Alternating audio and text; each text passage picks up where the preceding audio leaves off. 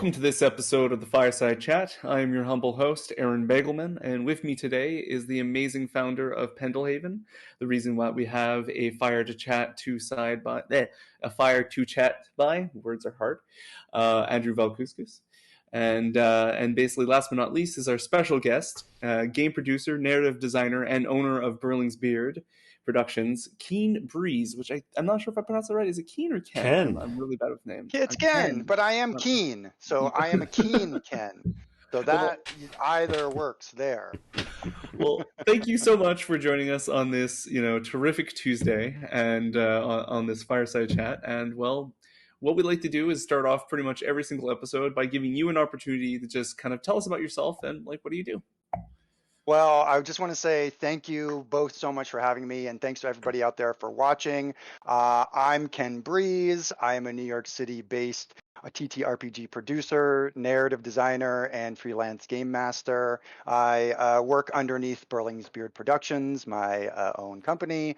Actually, a funny postscript there. Berling, right, is one of these three dwarves, right, which I'm sure Andrew could tell you all about, and we maybe all know about. So that really inspired me when I first was getting to know Andrew and learning about Fate of the Norns. I started to do all this research, and I found Berling, and I was like, this is the dwarf I want for my, company, my name company, as it were. And so that's sort of where my company actually got its name. Was Andrew kind of influenced me and really brought me to that name, which I was really Did that happy happen? about. Did you register your company after we met at PAX East way back Yes, many moons ago? We met at PAX East 2012.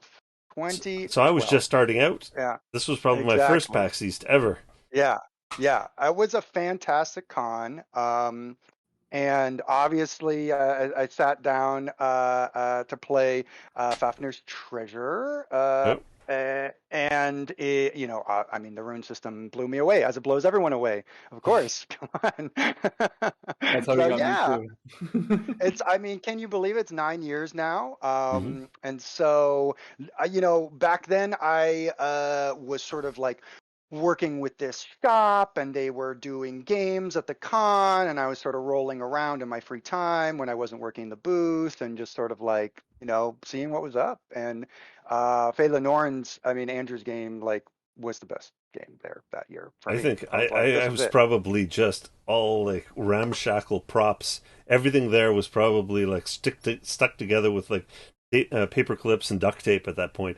That first year, I think my initiative tiles were like cut out of like cardboard or something like that. There were some alpha playtest elements maybe to the kit there, but I mean, when I got to you early, right? I played maybe with you on a Friday, maybe morning or something like that, and we were pumped and we were fresh and we were in it and we are doing it, and I kept coming by every day throughout the con to bring people over there and be like, you got to play this game, try this game, get over here.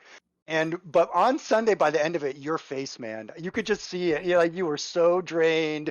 I was just like, oh, this is a warrior right here. He's doing it all on his own. He's just doing it the whole time, all 3 days, like Iron Man style. It was. Yeah, I think I had showed up alone at that show too. I had a store that was stocking my stuff. 2012. So I think it was the Complete Strategist out of New York that was stocking my stuff. Sense. And I was getting a cut out of it, and I was running games and driving traffic to the store, and it was just like nonstop. It was the first time I did nonstop games. Now it's my thing. Yeah. It's now I feed off the fans and no problems. Like bring them on. But that first year, I remember it was some getting used to, because I used to be an attendee. Though. You stuck it out, man. You stuck it out. Well, I mean, you were there. You kept fueling my energy too, because you came by and he's like always like, "Yeah, let's go Vikings," and he just kept bringing more people. I kept guy with like super positive energy, and like every time I see you, man, you're like always cloud9 positive energy. Every time I see you at any show. What can I say? I love life. Very good. But no, when I'm at conventions, I am a very, very happy person. That's definitely for sure. But yeah, I mean, that's how we sort of got introduced, and it was just sort of we kept in touch over the years, and now here we are. I can't believe it. The pandemic made it everybody. really weird. I'm at the fireside. Well, we just saw each other at PAX Unplugged. So normally we That's run right. into each other, I think at least once a year on the convention At circuit, least, usually at Gen because Con and stuff like that. that's right. And we I'm just got announced, we're confirmed for Gen Con 2022. We got a booth. Nice. all right. We love it. Well, I So, would see you there then, because yeah. I am definitely going to that show for sure. You know, conventions opening up last year was fantastic. I I did Gen Con, I did PAX Unplugged. PAX Unplugged definitely, once it started, I stopped going to PAX East. I just sort of was like, ooh, I think this is now the PAX I'm going Okay. to. So I don't make it up to Boston as much anymore. I'm more of a Philly centric person, I guess, to some degree. Nice. That's yeah, that's a big show for me. I love that show. And it's a great way to connect with peers and to connect with folks looking to learn games or try something new. You know, I've my whole career, everybody wants to play D&D, right? Like that's the whole thing, and we're trying to sort of like get away from that a little bit here and there, you know. But obviously, a lot of people want to play that game, and It is so popular. yeah, it's a juggernaut. It's always good to go to PAX Unplugged where you can get everything there. You Yeah. can just get everything, and so that's why I go to that con for sure. And it was awesome to see after 2 years because I'm like, what have you been up to? And then like you're like, oh well, I'm running after school programs and I'm doing LARPs and I'm doing like running my own company and doing professional game design, GMing, and I'm like, Yeah, what the heck? Okay, we got to have you on the fireside chat. We got to hear more yeah, about like what you've been up yeah. to. So, Well, so it's been wild. You know, I started my sort of like freelance facilitator game mastering service in like 2010. So it's been just about almost 12 years now. So that's sort of where I got that started up. I you know was really connected with a shop here in New York City, and so that's really where I sort of connected with this community and got some opportunities to run games for people in the shop. I also got into cons and just started volunteering at cons. Like public play experience, I can't recommend it enough because it hones you. Like you don't know who's going to sit down at that table. You don't know what's going to happen. You really got to be on your toes to make sure that those folks have a fun time, right? It's sort of this old friend of mine once said, as a game master or facilitator, people are trusting you with their fun. yeah, That's a big That's a good way of burden, or putting not it. burden, but that's a bit it's a responsibility per se. responsibility. Yeah, Yeah. yeah, yeah. So I'm curious on that like GM for hire that you were mentioning. So like how exactly did you get started? Like you said you did in some shops and such and hmm like hmm and so what how exactly did that like Well, aspire from the beginning? So so this is a interesting story here. Soon after I moved to New York City, I'm from California originally, and I've been in the city for about 18 years. But when I first moved here, I was looking for people to game with, because I came from the other side of the domestic United States, and I just didn't really have that, community. And so I found a group on meetup.com when Oh that was yeah, still a thing where you could yep, find gaming groups, and you still can, I'm sure.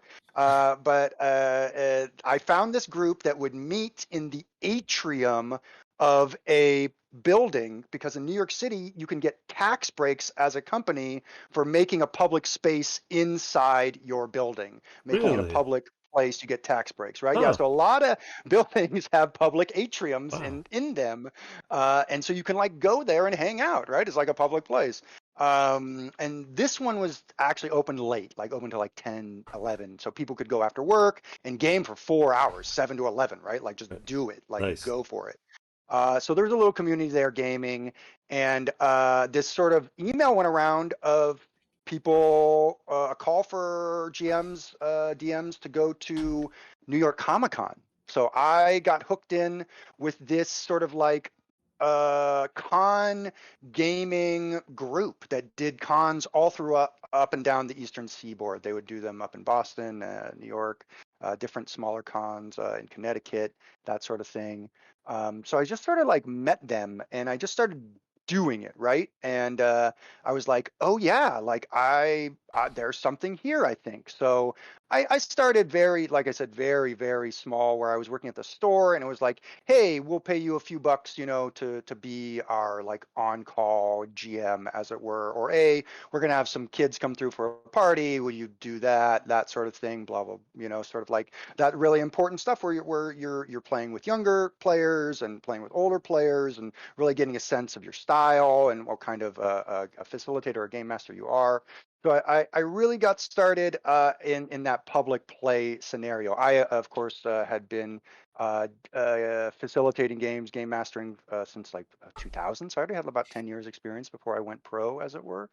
But I that just gave me barely a preparation to get ready. Because once you really get in there, and Andrew can tell you all about this, you don't know who's going to sit down at that table and how Nope. it's going to go.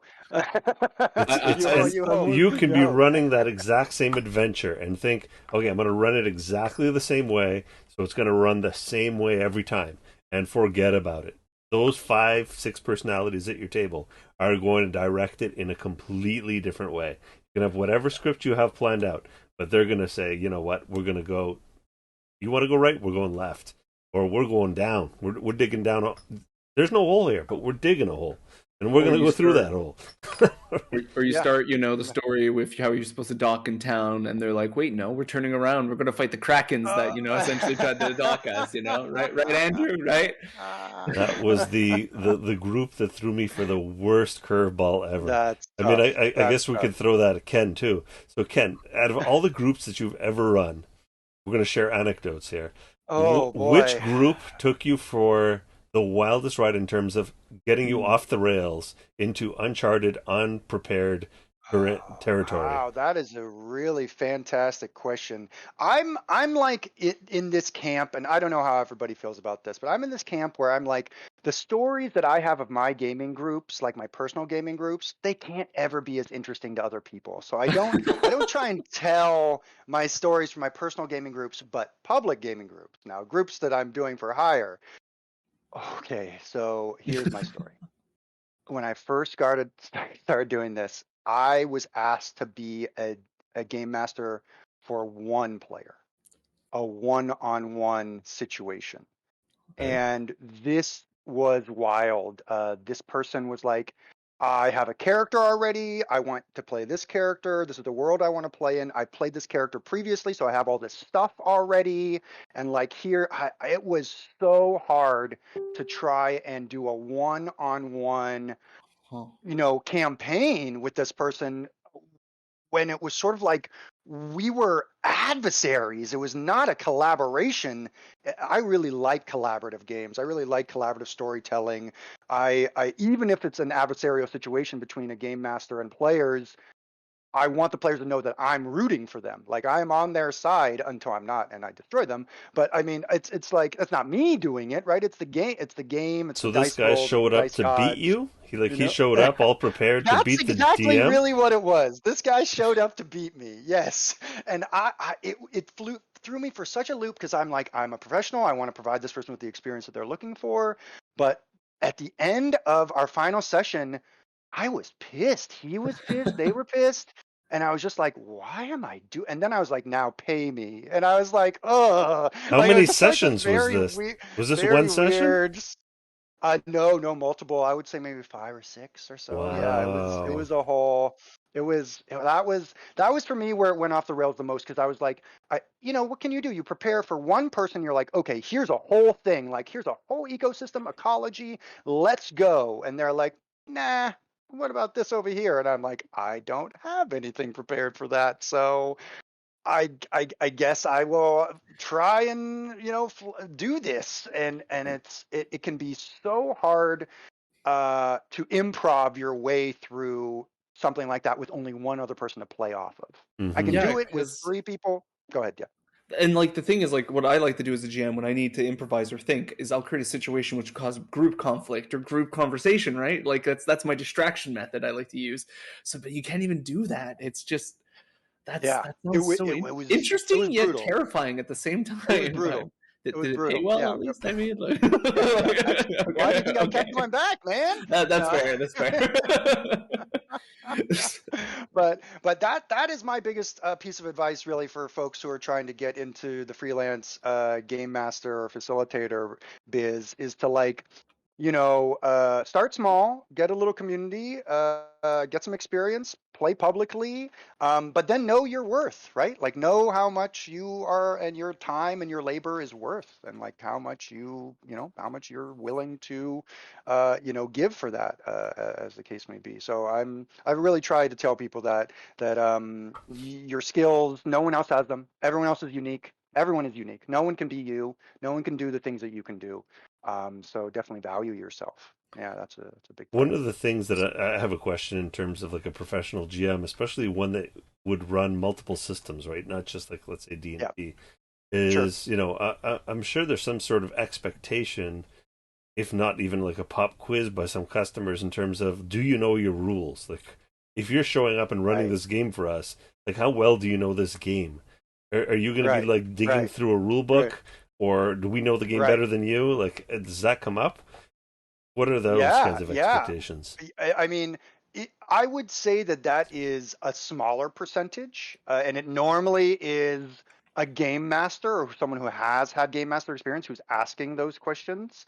I had one experience where there was a group of high school friends, and these people were now, in their 30 somethings. They're having families and making life decisions, and things are happening, and they just don't have the time to coordinate all of this.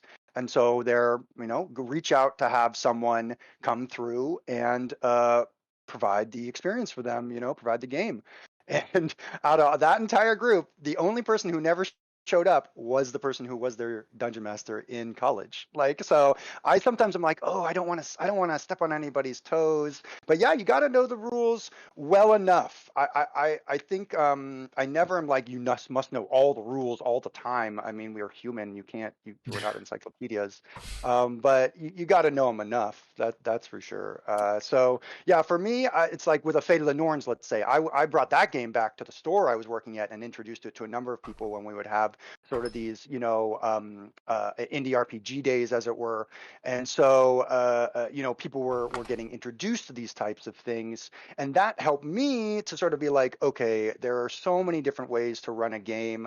I kind of can pick and choose in some ways. I really am like, unless we're playing a hardcore board game, like I feel like role playing games, you can tweak things sometimes. You really can tweak things, and you can make the game your own. I think it's about having that gravitas. Just don't pretend like nothing's wrong. That's my trick. Like just you gotta have a poker face. Exactly. Nice. Good advice. Good advice. Question about the New York Comic Con. This is like back to back questions because Yeah, bring this it, this bring one it. I had Luke and Tor on last week from Burning Wheel and Yeah, Torchbearer, and those yeah, guys are your homies from New York City. they are. And I asked Yes, them the exact yes, same question, and I'm curious because this is New York City's not far from Montreal, and we have that's right. not gone to New York City Comic Con. I'd like your opinion on it in terms of as a publisher, as a game Oh, yeah. company, is this a convention that's worth going to and getting a booth at, or is this just not the right demographic? I Yeah, so my experience with New York Comic Con, as I mentioned earlier, I got asked to run games at New York Comic Con, right? Role-playing games, right? Right. And so I was there running role-playing games, and I would have happily done that year after year after year.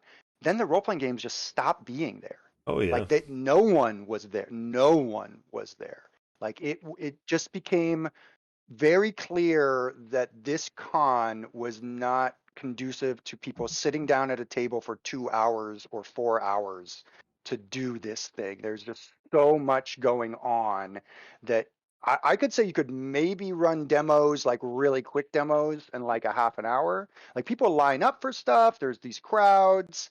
It's it is intense in there. The Javits Center is huge too. For those of you who haven't been to it, it's on the west side of Manhattan, and it is ginormous. And so they build these huge booths for these video game companies that turn almost into immersive experiences, where you're like going into this thing.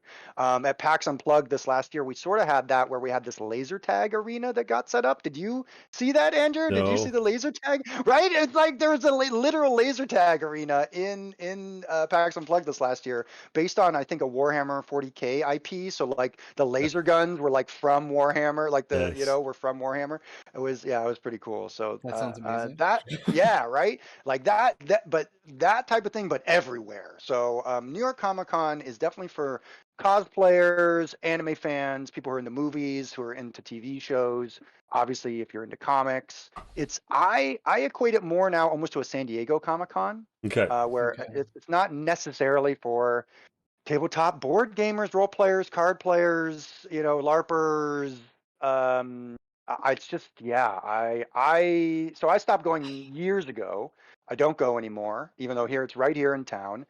There are actually smaller cons in New Jersey that I really enjoy going to, or at least I did when they were still happening. So there are some great local cons in the area that are Yeah, give them shout all outs. about tabletop. Anything that's good. I will. Metatopia is a great Yes, I one. love Heard good Metatopia. things. That's fantastic. Yep. That's fantastic. They do another one, Double Exposure. Yep. That Same, same is. peeps.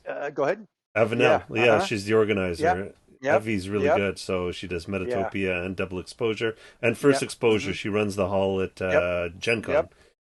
Yeah. Um, That's right. Yep. sorry, I cut you Those off. I got folks. excited because No. I'm happy I you like did, their stuff. because those folks know how to run a con, and I have a real soft spot for LARP in my heart, like a super duper. I love LARPing. And so I love to go to the double exposure cons because there's a lot of great LARPing there. Yeah.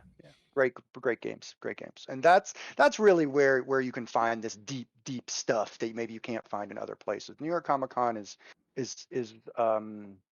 wild. Yeah, it's wild, but It not sounds, for me, like what unfortunately. Luke was saying was that it's a lot like the San Diego Comic Con. It's turned into a Yeah, pop culture thing, and the yeah. the geek culture thing's kind of been like shoved off to the side a little I bit. would I would agree with that, and I mean, Luke's been around. He definitely has the right of it. And yeah, that's been my experience as well. I sort of turn my eyes further afield, or as it were, for to get that awesome con stuff. Yeah. It's a shame to hear that though, because like that's just kind of like excluding almost an entire genre of geek, right? Like an Hmm? entire genre of Mm, so. But mm, I mean, I like you're mm. saying, there's so many other options in town. That might be the reason why they went that, just to like kind of not compete with each other, right? I know a lot of I'm conventions, they have yeah. those kind of conversations. They have like the secret table behind in this town where they're like, okay, you do this, we'll do this. You stay off our turf, or we'll fight. But no, Oh, it's not actually like that. yeah, But yeah, it, maybe. it, it could be something along those lines, especially since, let's be honest, New York Comic Con is pretty huge. So It's huge. It's huge, and I've been into games since the '90s. I'm a child of the '90s, as it were. But it's like I kind of love being this sort of like under the radar, like kind of not in the mainstream, but kind of in the mainstream. Like people are interested in this cool, spicy flavor that these games bring to their lives. This new thing that they're not getting with video games, that they're not getting with remote experiences, that they're not getting, I mean, not to put too fine a point on it, with a screen. And these experiences that we can have together in person, IRL, I mean, unforgettable experiences. yeah, and just Not the to say, obviously, narrative people don't have to. like of these Yeah. things are just typically pretty great. And well, on the note of narrative, actually, I hear that you're into narrative design, actually. So that was my little segue Yeah. So I once I got the freelance GM thing down, I started to get into narrative design and then producing. But yeah, narrative design, I got into when like I said, I love LARPing. So there's this very interesting space of immersive theater in games, right? Like there's a sort of a natural crossover.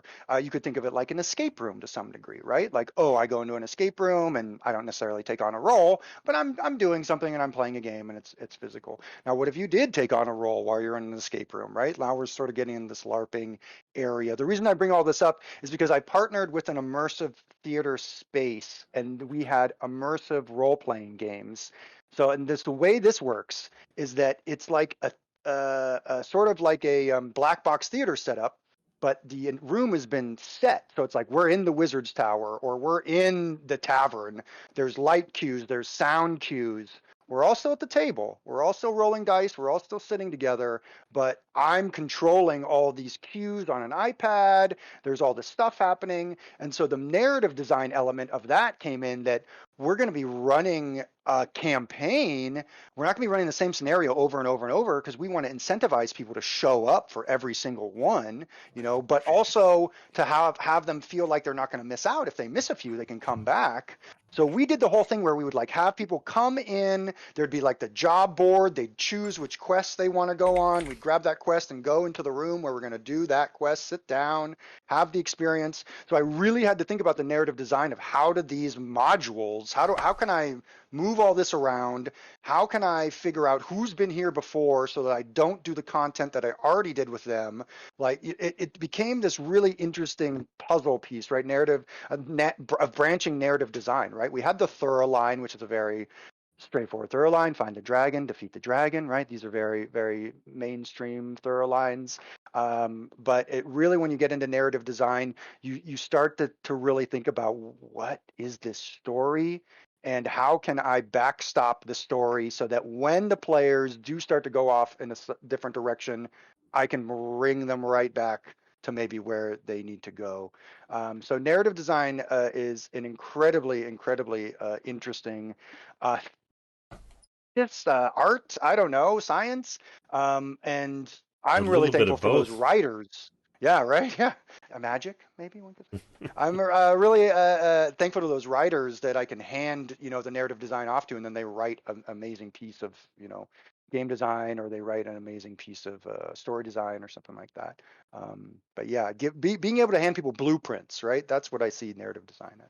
All right. Okay, that's actually really And interesting. that's part of your biz too, right? Part of Berling's Beard. So if someone needs Yeah, some narrative design, yeah, they come see you. Excellent. So definitely. we're Yeah, gonna put your contact information up in the chat. So if great. anyone wants to throw some business your way, and when you were talking about the immersive RPG space with the lights, the sounds, it made me think of a friend of mine from back in the Carnage days, Andre Krupa, who used to have. He's from New England, so you might have crossed circles in the The name northeastern is familiar. It's conventions. He ringing a wrote a bell. book. It's on Amazon actually about how to create an immersive space, and he had this one room that was always reserved for him. And he had a whole soundboard. He had a smoke machine. He had lights. And so when people sit around, it's by the campfire. Everyone's got campfire lights shining off of their faces, and there's the sound Yeah. of campfire burning. And so it was really cool for his adventures to have like Cthulhu type things where you get the extra level of action. Yeah. And so that's I pretty love neat. it. So if you're looking for someone to bring on board, he'd be someone that I'd recommend. He's been doing Oh, it for thank decades. you. For decades.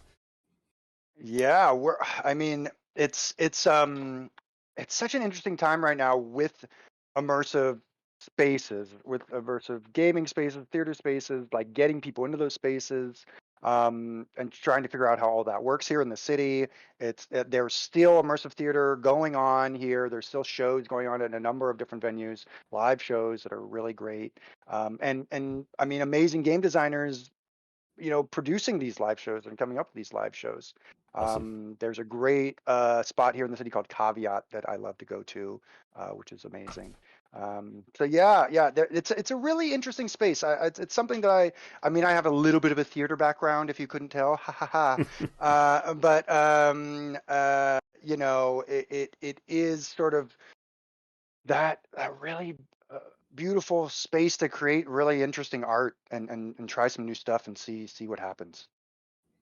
Yeah, I see a lot of similarities in the way you approach things. We had a former guest on, Phil Brucato of White Wolf. He also had a background in theater, and he approached things a lot with the dramatic and the narrative angle in terms of how he designed his games and his stories and modules and adventures. Same way, exactly. I mean, my weird motto, weird maybe is whatever. My motto about role playing games is it's all about the reveal. Yeah, It's Exactly. all about the reveal. It's all about finding that answer, finding the truth, finding whatever it is. It's about that reveal. What is this thing? And it's a powerful thing for people to go through together. agreed. I agree a lot. So I also hear, and I'm kind of curious about that, since relating to a guest we actually had last week, and we kind of mentioned Luke a little earlier. Um, you've play tested apparently Burning Wheel. Yeah. Luke Crane is a friend of mine. But we met LARPing. I was invited to a private parlor LARP of the game he put out, Inheritance. If you haven't checked it out, definitely get that in your life if you can, if you like LARPs. It's a parlor LARP. It takes about 9 people and one facilitator, and it's about two Viking families, and the patriarch dies, and they have to figure out who's getting all the stuff, right? They have to figure out the inheritance, and it's a lot of political backbiting, and these two families making pacts with each other or not, as the case may be. They are also sort of intermarried or they're betrothed. There's a lot of stuff happening. Sounds amazing. And so, yeah, it's fantastic. And I really highly encourage people to check it out if you get a chance. But Inheritance was how I was introduced to Luke. I was lucky enough, he was facilitating the game. So I had the person who designed the game facilitating it was, a fantastic experience. I played, of course, the matron of one of the Viking families, a wonderful woman, very powerful woman. And so she was a badass. I was very happy to be able to play her. And so, that's how I got introduced to Luke. And we just sort of started seeing each other at conventions a little bit. But since we both lived in New York City, I sort of was like, hey, if you need any help with anything, I'd love to help out and get in on this. And he asked me to come through for Miseries and Misfortunes, his game that's set in, France, right? Very, very historically accurate France. I believe it's 1648. I think Luke's gonna kill me if I get the name, if I get the year wrong. I think that's the year. But that's how I sort of got into playtesting for Burning Wheel. Was I did Miseries of Misfortunes, and then more recently Torchbearer 2. That was a lot of fun. We did that last year during the pandemic. I was doing it all online, right? You Because I do fixed the all my bow. games online. You Yeah, fixed the bow. Hallelujah. yeah, yeah, yeah. That was the joke Exactly. we You had fixed the last bow. week. You fixed the Yeah, bow. Yeah, exactly, exactly. No, just put a bow that on it. that I mean, Luke makes amazing games. They will grind you down. They are brutal games, but they are crafted with such meticulous beauty. Like they fit together so well. That Luke's design work. Well, anyways, I don't need to. Whatever. At any rate, yeah. So I got into doing some playtesting for Burning Wheel. We did that for a while, and it was great. Just sort of like getting together with some of the other people who have worked with Luke for a while and just playing through a few different scenarios to get it going. Yeah, it was fantastic. And it was sort of like this. These games are brutal, dude. These are brutal games, and I like that. I wanna feel fear sometimes in my games. Like I wanna know that everything isn't all right. And it's like these are those games for me where I'm like, oh yeah, we're gonna get like hardcore right now. Like Yeah, it's like we're going for attrition it. and limited resources and things running out on Yeah. you. And yeah, so how was the testing? Did you do a lot of testing with, like, the designers not in the room, and so Um. you get Yeah. that Yeah. feedback where no I'll one's I'll holding your agree with you, hand? Andrew. Survival horror is definitely my jam. I love survival horror type genres in general. But with the playtesting that I was doing with Torchbearer 2, definitely not. Luke asked me to be the facilitator, so I chose my own playtesters, Nice. and we ran it, and I just turned in detailed notes, which they were very appreciative for, and that felt so good to have that trust placed in me that that there's something that might be of value from the playtest that we went through. We did with our playtest probably about 4 or 5 sessions. I was playing with people who had never played Torchbearer before, and that's super interesting to me and important to me. Is like, how does this go with someone who's never played this before? Mm-hmm. Will they glom onto it? Will they get into it? I I tend to think like, what is the barrier of entry, right, for a player? What do they need to know all these other games to be able to play this game? And I prefer games that have a lower barrier of entry so that people can jump right in. If I can get someone playing in a game in like 20 minutes, like I feel really good. Like I'm like, okay, we're going to start. I'm going to teach you a few things and we're just going to go, and then we'll learn the rest of the stuff as we go. Because I just want to get people into those experiences. But yeah, for the Torchbearer 2, a few sessions, and then Miseries and Misfortunes was a while. And Luke ran that one, actually. Luke was really sucking the knowledge out of our brains on that one, as he was just doing wild, different stuff. Droz was there. I don't know if you know Droz. Maybe not. Nope. But at any rate, great people, fantastic people, great products, and just the quality. You can see the quality Yeah, of those products. They're beautiful. absolutely gorgeous. And in terms of your experience in narrative design and stuff like that, did you leave any of those nuggets in the design? Did you manage to ferret some of your expertise in storytelling into any of these playtests? And so, yes, I think narrative design, it starts to try to, when you're playing with the same people over and over and over again, it really is like anticipating them, right? Really trying to get to know them and anticipate them, so that you can sort of yank them around a little bit in some ways.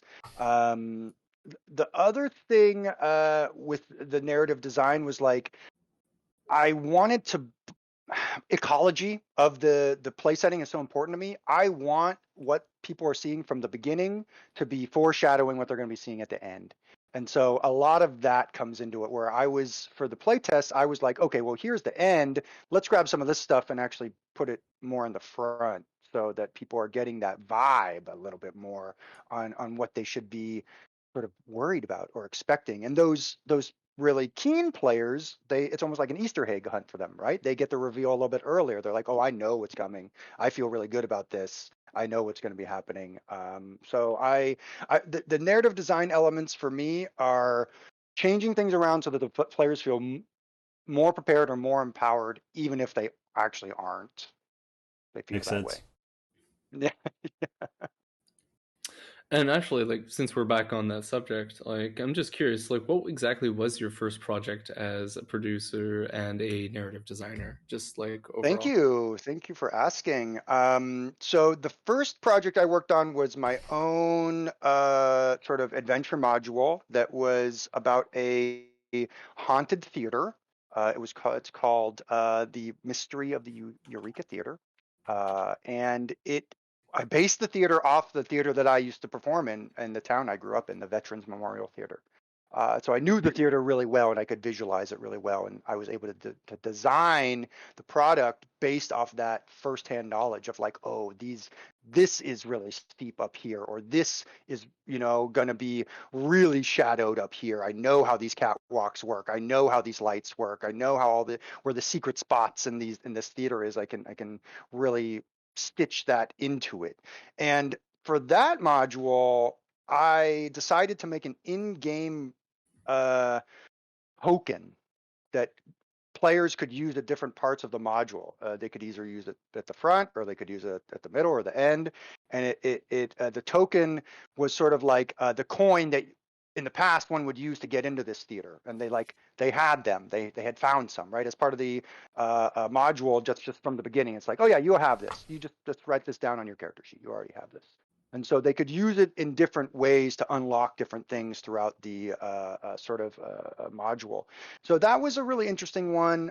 The second one, though, I was even more interesting, where I did this adventure mixtape. There were 4 of us, and we each did a module, and we slightly weaved our modules together. That's really This one, in terms of narrative design, was really important to me because I wanted it to be branching. So I made it in a zoo, I made it in a menagerie, right? And so you come in, and there are all these different ways you can go, and none of them is the right or wrong way. They will all eventually lead you to where you need to be. It just Like a means that you might not sandbox. see everything. Yeah, yeah, very sandboxy, very sandboxy.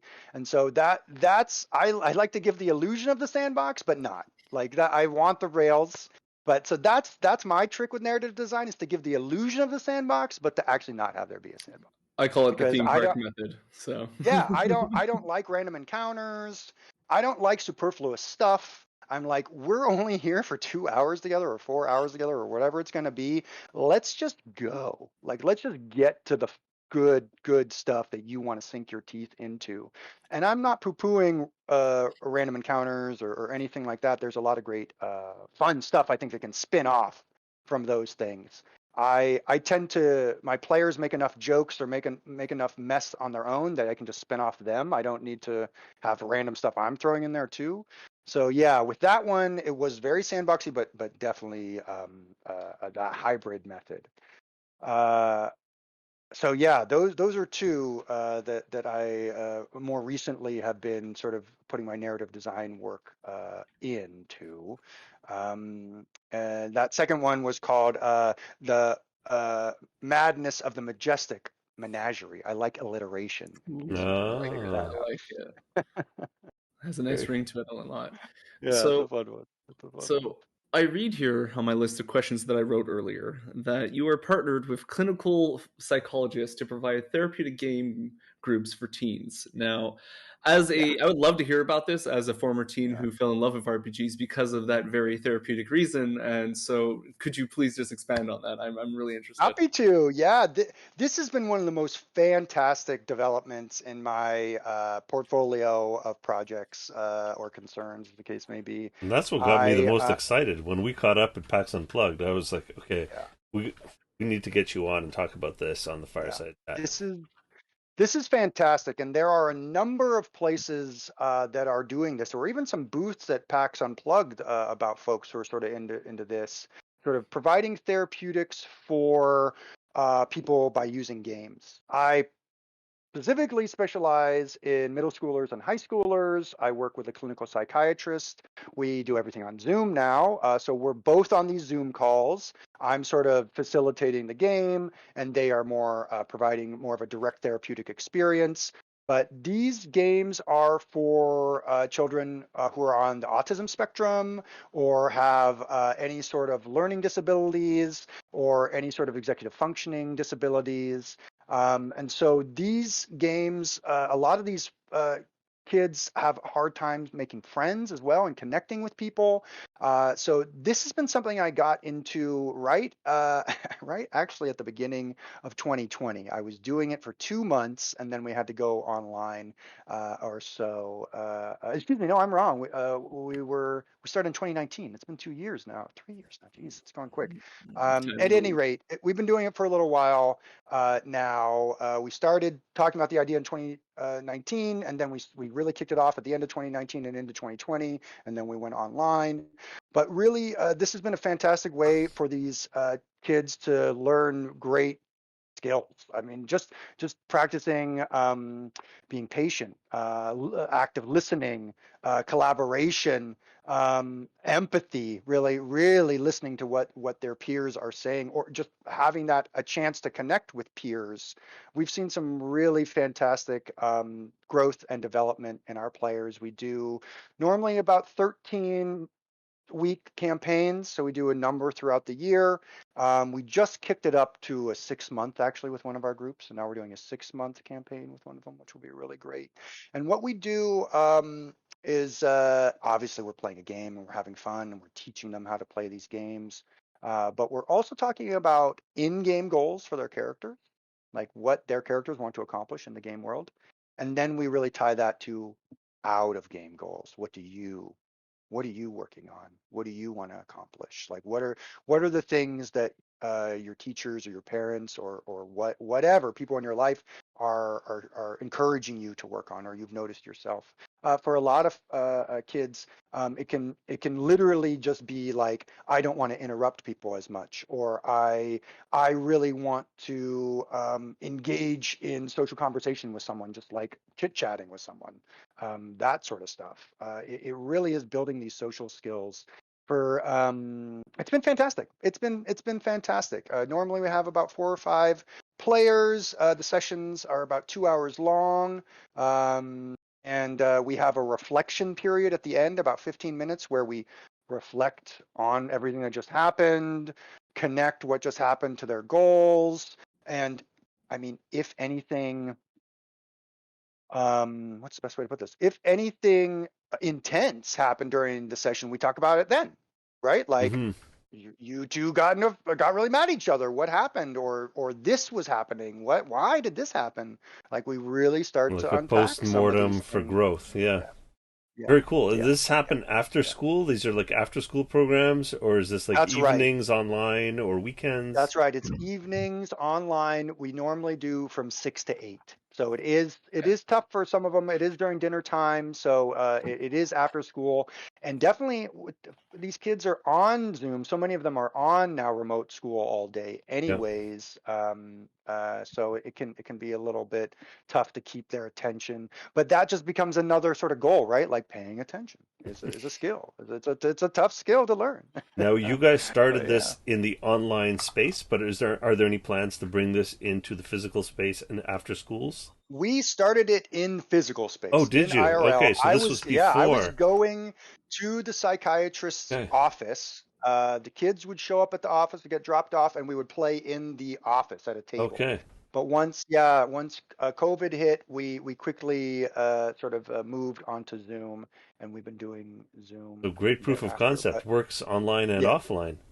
oh yeah, oh Yeah. yeah. I would like to get back to in person. I prefer in person for Yeah, sure. just tables in general are more fun in person. It's more of a connection. It's easier, but I would agree. But that's And they could actually really read good. all the social cues as well. Like they can see the physical Exactly. of all the other players around the table, and then Yep. you can have those personal asides. You know, those side conversations that you couldn't possibly have in the virtual space, right?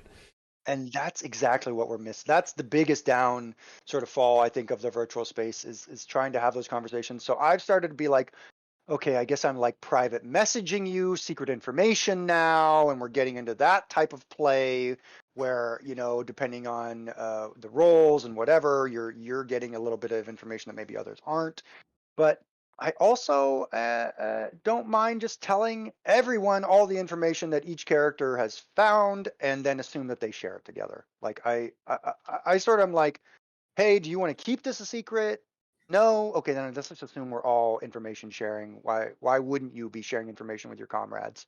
Uh, so And I I don't remember mind. asking you at the show, like, which game systems did you guys choose? Because one of the systems that we had developed was Vanguard, which was something that we wanted to tailor towards young kids.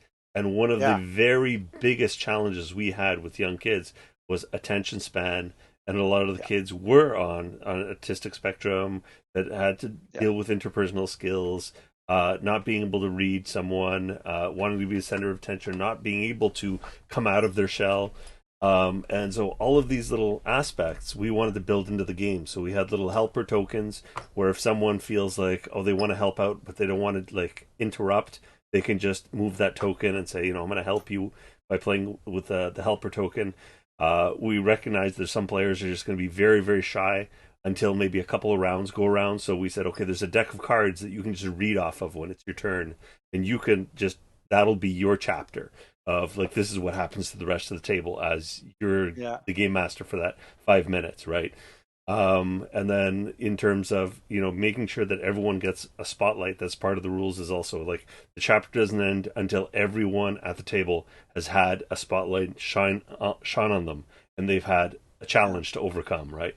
So there's yeah, a lot of that kind of thing. And as we were testing, with the kids, I think were what, maybe 10, 9, 8 maybe at the time, and it was attention span. So we were like, okay, well, how do we fine tune this? How do we make the character sheet more accessible, like more vivid with colors, less numbers, less text, and we I settled love on the character sheets. Yeah, I mean, just the cards, that's the way to go, And that's why I really was so happy to get my hands on this because when we were talking about the applications with children, I was like, this game is going to sing, I think.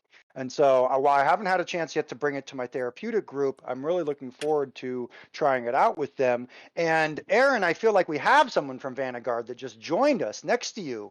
Who is this? Who is this creature from Uh, Vanguard who has arrived? so this right here is my comically named cat named Thaco, basically based off second edition D&D, the everyone's favorite math equation. So basically, and his full name is a little bit of a mouthful, so I won't go through that. But basically, it's along the lines of Thaco Taco and about six other names after that. So, but yeah, he's my office partner, as I like to say, and I love definitely, it. I yeah, love it. he's I love it. definitely. Well, that's what I'm talking about. That's what I love for the Vanguard, right? Is that it has animal. It's so sort of like primal, I guess, in some ways. Like it's so we verdant. It's so wanted to lush. we wanted to take something everyone can like really enjoy, and I think one of the universal things is anthropomorphic animals. Since like Redwall and Narnia, and Yeah. all of these kids Yeah. shows, and even adults can like Teenage Mutant Ninja Turtles, and just everyone can gravitate to that and really enjoy it. And the other thing that we did was we noticed a lot of kids had struggled with reading, and so there are six talents in the game. There's one mechanic that rules everything. There's one mechanic to resolve all of the challenges, and they're based on six talents. And the six talents, we basically had an icon for each one of them, a little animal icon, like an action icon that you don't even need to learn to read. Like it just says, you need three of this icon off of your deck. You draw this many, and if you get three, you've succeeded.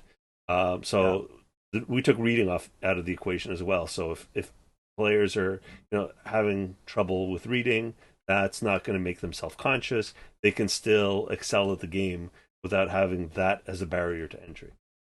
Yeah, yeah, I love it. And I mean, I of course don't know all the particulars of your business, but at least my observation has been that people are moving units. Last year, and definitely this year, people want to play tabletop games with their families. People want to be at home with their families to play games, or with their friends, as the case may be, or their loved ones or community.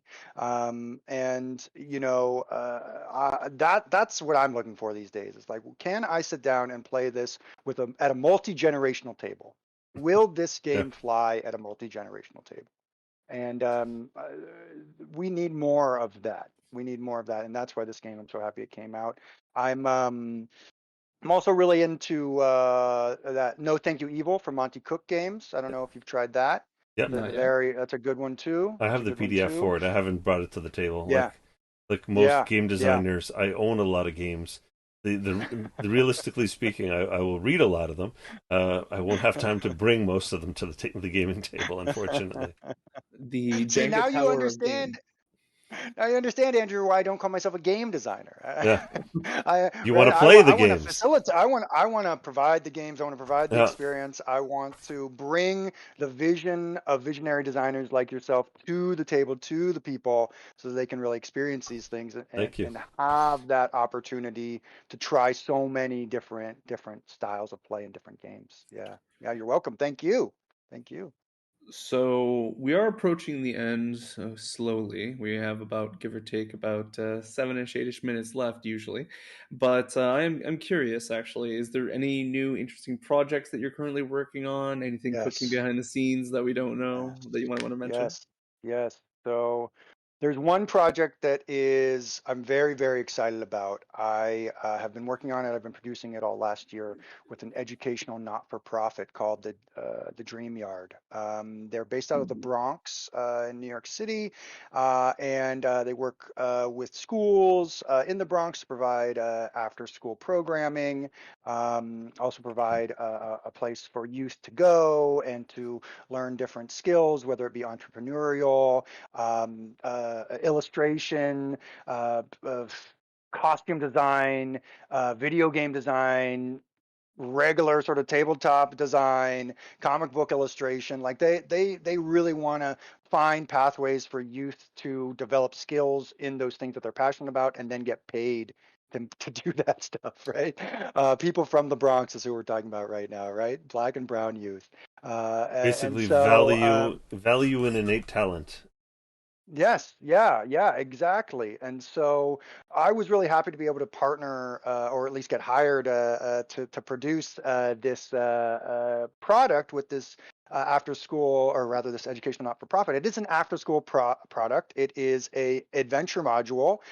It's 10 modules. It's supposed to be a 10-week after school course or experience, if you will. The sort of adventure module is that teenagers in the Bronx find superhero masks, gain powers, and seek restorative justice. That is what this module is about. Nice. So very, very excited. We're just in final layout design now. I'm fingers crossed that we will be putting out the PDF eminently in the There's no next Kickstarter. quarter. No, all Okay, of this straight to has market. been straight to market. All of this has been funded by the not-for-profit itself. They had the Okay, budget to create this product, and so we went for it. We hired a fantastic illustrator, illustrator, cover designer who out of Barbados, a wonderful man named Joshua Clark. We hired a great storytelling team of people here in New York City and abroad. Dominique Dickey, if you know that name, they're amazing. Shirang Biswas, if you know his name, he's an amazing designer and narrative designer. Rafi Regulus, if you know their name. Then we got a writer in there. We had a few interior sort of illustrators as well. And then we hired a great layout designer based out of Kenya. And so just a fantastic sort of like global project to some nice. degree, but a lot of different people from a lot of different backgrounds coming together to make this product and this project. It's very, very exciting. It's a sort of a universe that this not-for-profit wants to create. They're calling it the BX universe for Bronx, BX. So it's a BX universe that they're sort of creating. So I can't say too much more, but I'm very excited for that to come out very I'm excited soon. too. I will definitely be tweeting about it and shooting and hollering about it on my socials. But that's the big one. And then I have my foot. I don't know, man.